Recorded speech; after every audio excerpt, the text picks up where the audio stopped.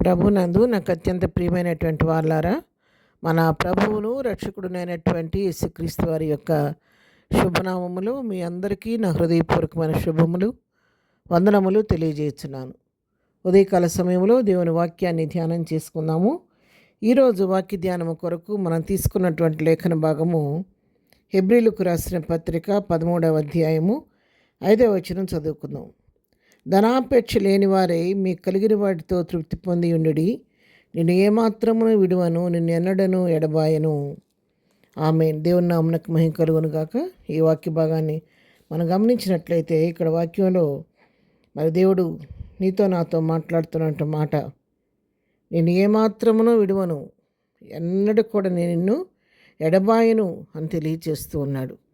నిన్ను ఎన్నడూ కూడా చేయవిడకుండా నీతో నడిపించే దేవుని ఉన్నాను. కాబట్టి మనమేం చేయాలంటే ధనాపేక్ష లేకుండా ప్రభువు మనకు అనుగ్రహించిన వాడితో కలిగిన వాడితో తృప్తి పొంది ఉండమని దేవుని వాక్యం సెలవిస్తూ ఉంది.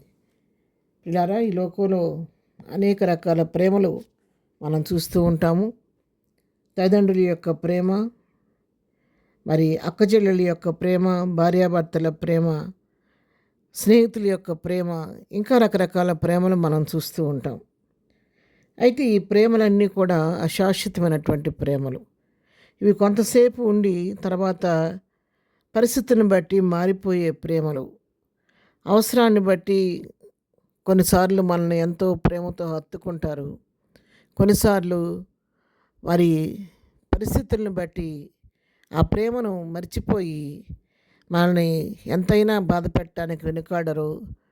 ఎంతో సులువుగా ఆ ప్రేమ చల్లారిపోద్ది, మనల్ని దూరంగా పెట్టేస్తూ ఉంటారు. అలాంటి పరిస్థితుల్లో మరి అది అశాశ్వతమైన ప్రేమను మనం తెలుసుకొని శాశ్వతమైన ప్రేమ చూపించే దేవుని వైపు మన మనసులు మళ్ళించాలి.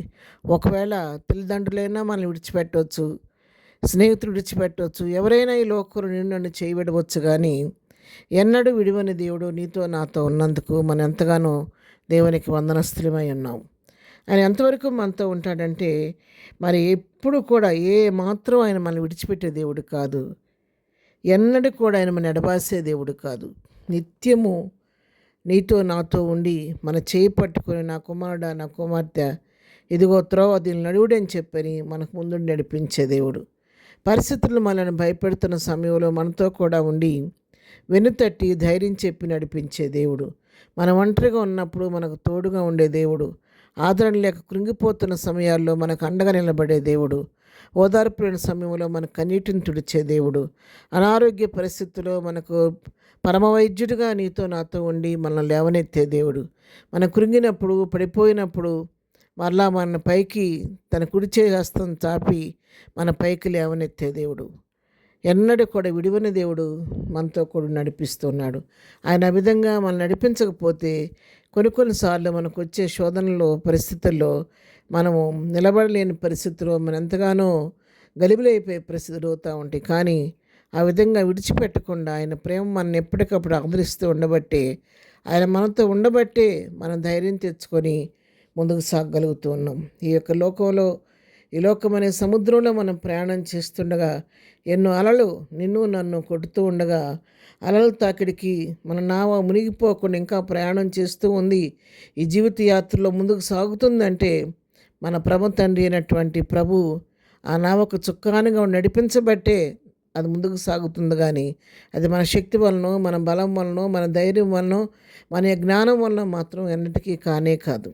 అలాంటి ఎన్నడూ మారని దేవుడు, మార్పులేని దేవుడు, ఎన్నడూ విడువని దేవుడు, ఏమాత్రం ఎడబాయని దేవుడు నిన్ను నన్ను నడిపిస్తూ ఉండగా అశాశ్వతమైనటువంటి లోక ప్రేమల కొరకు, మనుషుల ప్రేమ కొరకు మనం తప్పించకుండా వెనుకొన్నవన్నీ మరిచి ముందున్న వాటికై వేగిరపడుతూ శాశ్వతమైన ప్రేమ చూపించి విడివని ఎడబాయని దేవుని వైపు చూస్తూ ఆయన ప్రేమ కౌగిల్లో సేదతీరుతూ ప్రభువునందు బలం పొంది ముందుకు సాగిపోదాం.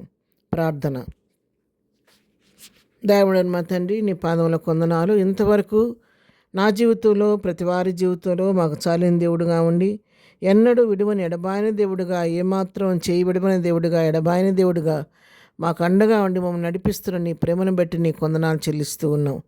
అన్ని పరిస్థితులకు చాలిన దేవుడుగా ఉండి వెనుతట్టి ధైర్యం చెప్పి నడిపిస్తున్న నీ ప్రేమకు ఏమిచ్చి రుణమని తీర్చుకోలేము నాయన.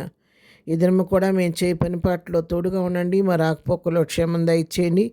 ఈ దినం బర్త్డే మ్యారేజ్లు చేసుకున్న బిడ్డలను దీవించండి, ఆశీర్వదించండి. బలహీనలు ముట్టండి, దుఃఖంలో ఉన్న వారిని ఓదార్చండి, సమస్యలను విడిపించండి. ప్రతి వారి పట్లను కృప విస్తరింపచేసి ప్రతి వారిని దీవించి ఆశీర్వదించమని యేసునామములో ప్రార్థించడిగి పొందుకొని ఉన్నాము తండ్రి. ఆమెన్. ప్రభు కృప సదాకాలం మనందరికీ తోడై నడిపించునుగాక. ఆమెన్.